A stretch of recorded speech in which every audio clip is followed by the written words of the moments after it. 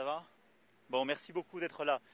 Je voulais, avant que nous retrouvions des collègues qui en même temps a appelé à une désescalade dans la région et à ce qu'il y ait une stabilité au plus vite, à la protection des personnes civiles et a également rappelé la nécessité d'avoir un cessez-le-feu à Gaza. Je pense que c'est un acquis de ce G7 sur une position commune. Nous avons eu ensuite une discussion sur l'Ukraine avec le président Trump et elle s'est poursuivie ce matin avec le secrétaire Bessent pour ce qui est des États-Unis, mais le secrétaire général de l'OTAN, Mark Rutte, et le président Zelensky nous ont rejoints. Et donc, sur le sujet de l'Ukraine, je crois que la position commune qui se dégage, c'est d'une part de dire qu'il nous faut renforcer les sanctions, c'est ce que les Européens ont préparé, avec des nouvelles sanctions inédites et beaucoup plus fortes, et c'est ce que les sénateurs américains préparent. Et la convergence entre nos actions, avec une très grande coordination avec le Japon, le Canada et le Royaume-Uni, est de nature, à nos yeux, à changer la donne, parce que c'est ça qui va permettre de ramener la Russie autour de la table des négociations, comme le demande le président Trump depuis le mois de février dernier. En parallèle, nous avons tous acté la nécessité de continuer de soutenir l'Ukraine et de poursuivre l'effort pour justement permettre à celle-ci de résister. Nous l'avons fait dans un contexte qui n'a échappé à personne, parce que la nuit dernière a été absolument terrible pour l'Ukraine, le peuple ukrainien. Kiev a été attaqué directement, plusieurs dizaines de civils sont morts, ce qui montre le cynisme complet du président Poutine, qui utilise le contexte international pour renforcer des attaques et à nouveau des attaques contre des civils, et qui très clairement agit à contrario des propos qu'il a pu avoir avec les uns et les autres ces derniers mois. Voilà la position sur l'Ukraine que nous avons dégagée. Enfin, je veux ici dire que, après avoir remercié le Premier ministre Mark Carney et avoir fait la synthèse de nos sessions, j'ai pu annoncer donc que la France accueillerait l'année prochaine à Évian le G7.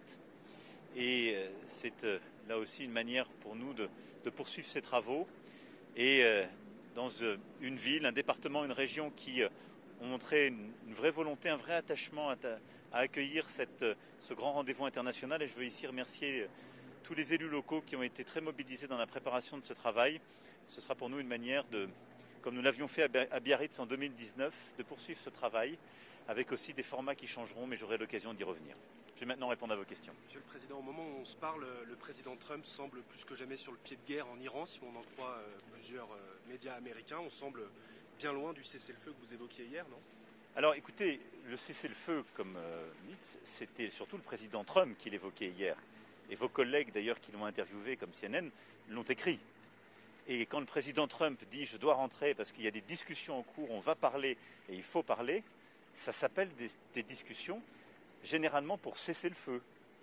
Bon, quand nous endossons un texte commun sur l'Iran, que j'ai là, qui a été discuté avec le président Trump, et qui dit très clairement que l'Iran est la principale source d'instabilité, mais que nous appelons tous à la résolution de la crise en Iran, qui doit mener à une désescalade plus large des hostilités au Proche-Orient, l'intention qui est partagée, c'est quand même qu'il y a un cessez-le-feu. Donc, on est très loin de la désescalade là mais ce soir.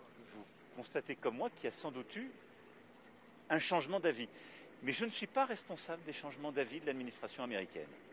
Et ça tombe bien, parce que le président français parle pour la France. Et donc hier, je vous ai dit ce que j'avais à vous dire. C'est-à-dire le président Trump nous ayant annoncé, ayant dit à la terre entière qu'il y allait pour discuter, je trouve que c'est une bonne chose. Et je ne change pas d'avis. Et la France a une position constante, d'ailleurs, à travers les années. Et cette position, c'est celle que j'exprime depuis octobre 2023. Nous sommes attentifs à la sécurité d'Israël. Nous reconnaissons le droit d'Israël de se défendre, mais comme une démocratie. Nous sommes à ses côtés quand elle lutte contre les groupes terroristes. Mais jamais nous ne partageons les actions de déstabilisation régionale. C'est pourquoi depuis octobre 2023, la France appelle à un cessez-le-feu à Gaza. Et c'est pourquoi j'ai dit, nous ne voulons pas un Iran qui se dote de l'arme nucléaire ou qui ait ses capacités balistiques. Mais je pense que la plus grande des erreurs aujourd'hui, c'est de chercher, par la voie militaire, à faire un changement de régime en Iran. Parce que ce sera là le chaos. Et donc la responsabilité qui est la nôtre, c'est de reprendre au plus vite des discussions pour permettre justement de redonner un cadre à la question nucléaire et à la question balistique. C'est constamment ce que la France fait depuis 10 ans. Et depuis 8 ans, c'est constamment ce à quoi je me suis attaché. Je ne change pas d'avis et je ne change absolument rien de ce que je vous ai dit hier.